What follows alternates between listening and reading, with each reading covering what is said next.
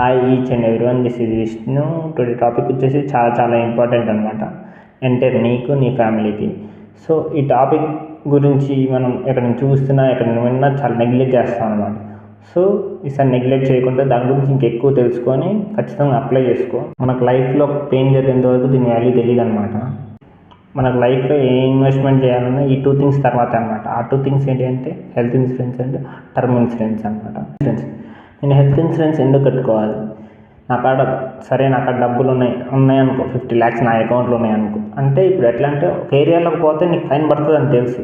అంటే సపోజ్ ఇప్పుడు ఈ టికెట్ తీసుకుంటూ వెళ్తే నీకు ఫైన్ పడుతుందని తెలుసు. అట్లనే నువ్వు ఒక ఏజ్లో హాస్పిటలైజ్ అవుతావని నీకు తెలుసు. అంటే ప్రాబ్లమ్స్ రాకుండా ఎవరైనా ఉంటారంటే అది ఒక మిత్ కదా. సో ఆ టికెట్ కొనుక్కోవడానికి ఆ టికెటే హెల్త్ ఇన్సూరెన్స్ అనమాట. మనకు అనేది విత్ రెస్పెక్ట్ టు ఏజ్, ఒక 40కో 50కో 60కో హాస్పిటలైజ్ అవుతాం కదా.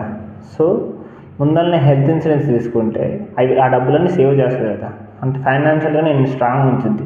సపోజ్ ఇప్పుడు మనకు ఒక నార్మల్గా ఒక ఫీవర్ వస్తేనే 50,000 60,000 అవుతుంది. నార్మల్ వైరల్ ఫీవర్ వస్తేనే అలా ఒక 30,000 నువ్వు హెల్త్ ఇన్సూరెన్స్ కట్టుకుంటే నీ ఫ్యామిలీలో ఎవరికి వచ్చినా ఆ బిల్ అనేది నువ్వు కట్టాల్సిన అవసరం లేదు కదా. అదే నేను చెప్తున్నాను. హెల్త్ ఇన్సూరెన్స్ అనేది 90 days బేబీ కాంచి, అంటే 3 months బేబీ కాంచి స్టార్ట్ అవుతుంది అనమాట. అండ్ హెల్త్ ఇన్సూరెన్స్ ఎలా తీసుకోవాలి అంటే ఆన్లైన్లోనే తీసుకోవచ్చు, ఏజెంట్స్ ద్వారా చూసుకోవచ్చు. అంటే దాని సక్సెస్ రేట్ని దాని గురించి ఎంక్వైరీ చేసి తీసుకోండి. అండ్ నెక్స్ట్ టర్మ్ ఇన్సూరెన్స్ ఎందుకు అప్లై చేసుకోవాలంటే మన ఇండియాలో 71% ఫ్యామిలీస్ సింగిల్ పర్సన్ ఇన్కమ్ మీద డిపెండ్ అయ్యారు అనమాట. తన మనీ ఎంతైతే యాన్యువల్గా జనరేట్ చేస్తుందో సెక్యూర్ చేస్తారనమాట. నెక్స్ట్ 20 yearsకి సెక్యూర్ చేస్తారనమాట. తను ఏదైతే మనీ ఇంటూ 20 yearsకి. సో ఆ మనీ ఈ పర్సన్కి ఏమైనా అయిందనుకో ఆ మనీ అనేది ఇచ్చేస్తారనమాట. అంటే ఇప్పుడు ఫ్యామిలీ అన్నాక ఆ పర్సన్కి హోమ్ లోన్స్ ఉండొచ్చు, ఈఎంఐస్ ఉండొచ్చు, ఇవన్నీ కట్టుకోవడానికి అనమాట. తనేగా ఇన్కమ్ జనరేట్ చేసేది ఫ్యామిలీకి. సో టర్మ్ ఇన్సూరెన్స్ కూడా చాలా ఇంపార్టెంట్ అనమాట. మీరు అనుకోవచ్చు వీటి గురించి చెప్పేంత పెద్దోని కాకపోవచ్చు, కానీ దీని గురించి నాకు 1.5-2 years బ్యాక్ తెలుసు అనమాట. సో నేను కూడా దీని గురించి వెతికిన, సెర్చ్ చేసిన, తెలుసుకున్నా, ఇంకా కొంచెం తెలుసుకొని మీకు షేర్ చేస్తాను. కానీ చాలా ఇంపార్టెంట్ అనమాట. చాలామంది చెప్పింది. అండ్ నేనే కాకుండా నేను చెప్తే కొంచెం నెగ్లిజెన్స్ లాగా అనిపిస్తుంది. వేరే try to add some more videos, అంటే స్పెసిఫిక్గా కొంచెం పెద్ద యూట్యూబర్లు చెప్పిన వీడియోస్ని పక్కకు యాడ్ చేస్తా. ఖచ్చితంగా తీసుకోండి. ఎందుకంటే హెల్త్ ఇన్సూరెన్స్, టర్మ్ ఇన్సూరెన్స్ చాలా ఇంపార్టెంట్. హెల్త్ ఇన్సూరెన్స్ ఎందుకు ఇంపార్టెంట్ అంటే హెల్త్ ఇన్ఫ్లుయెన్స్ అనేది చాలా పెరిగింది. ఒకప్పుడు వేరు హెల్త్ కట్టే బిల్లు వేరు, ఇప్పుడు హెల్త్ కట్టే బిల్లు వేరు కదా.